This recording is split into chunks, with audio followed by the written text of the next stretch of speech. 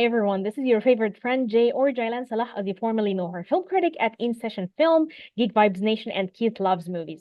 Today I have the pleasure of interviewing director Blake Sheldon about his short Faces, which was screened in competition at Fantasia Festival.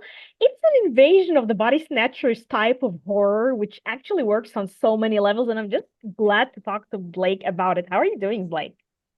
I'm well. Thank you for having me. I want to know why you came up with this idea, which is very intriguing, by the way. Oh, yeah, of course. Well, ultimately, the film is really about the search for identity. And I think we live in a society that rightfully so is very, emboldening and empowering towards that search for identity that we all go through, both in sometimes big ways, sometimes small ways. But ultimately, what the film is about was something I had been witnessing, which is just kind of the darker side of that search. The process that many people go through along that search before they get to where they really feel like themselves. And I'd even been witnessing it among people in my own life. And I was seeing this, the way in which we kind of applaud every step of that process, even when it's not working for the person. And it felt like almost phony. And it felt like this interesting thing where I was like, oh, everyone's like, oh, that's so great, or I love that you've done this. But I was looking at it going, oh, I'm almost more concerned because it feels like there's something going on under the surface that we're not talking about. And so really what came about was Faces kind of represents the embodiment of that search and the dark side of how terrifying it can be for people, especially young people. Definitely.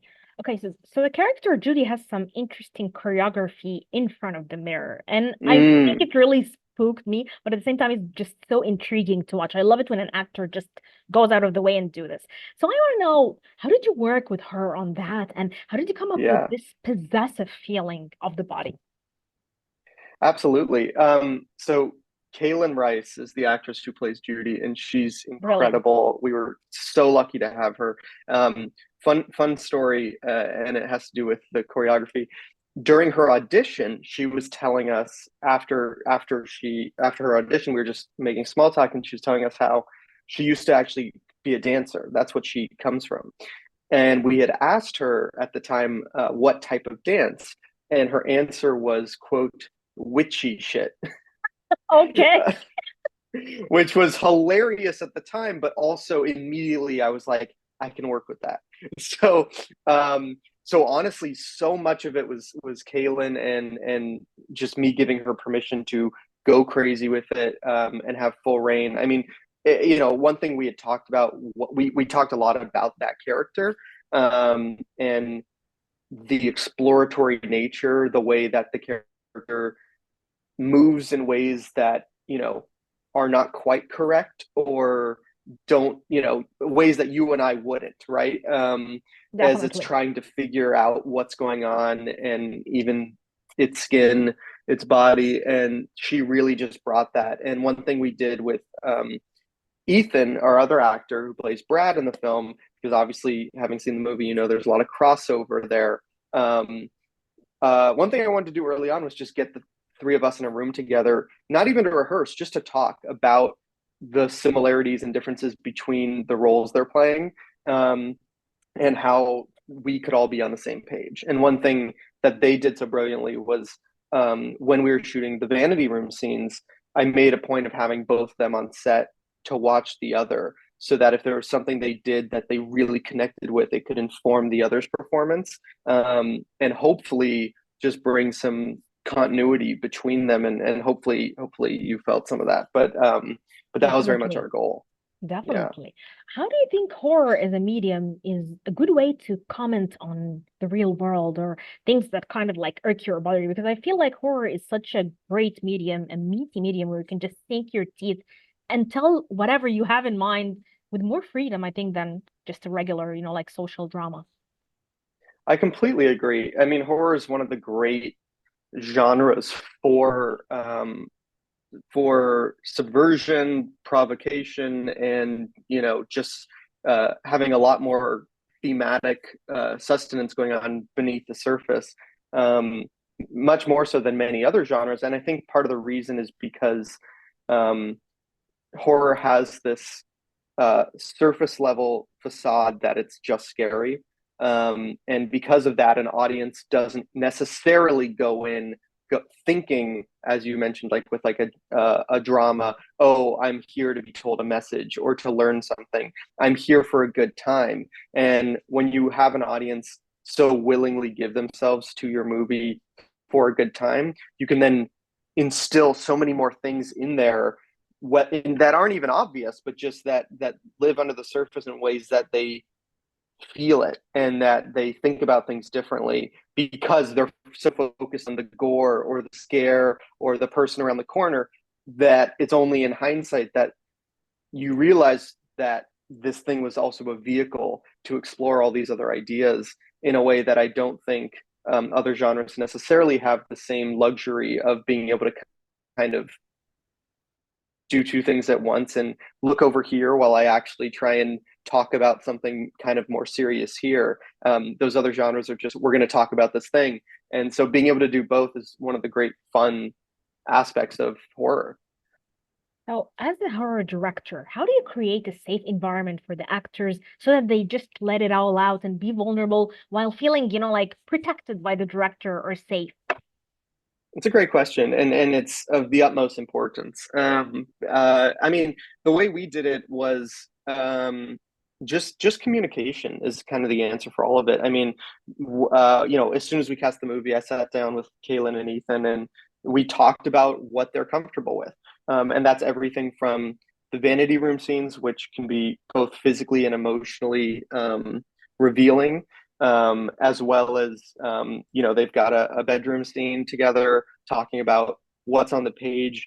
Doesn't have to be in stone. Let's talk about what they're comfortable, what they want to bring to it.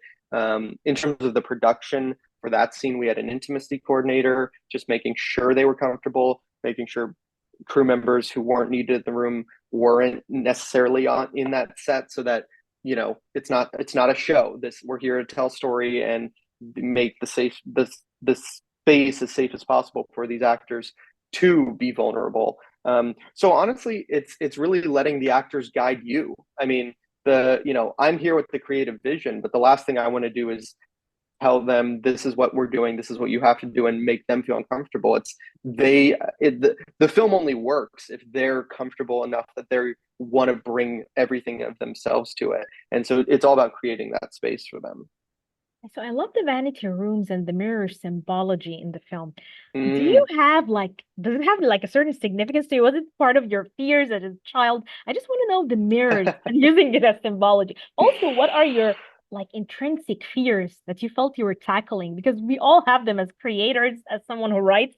I feel them seeping into my work. So I want to know what are yours. That's a great question.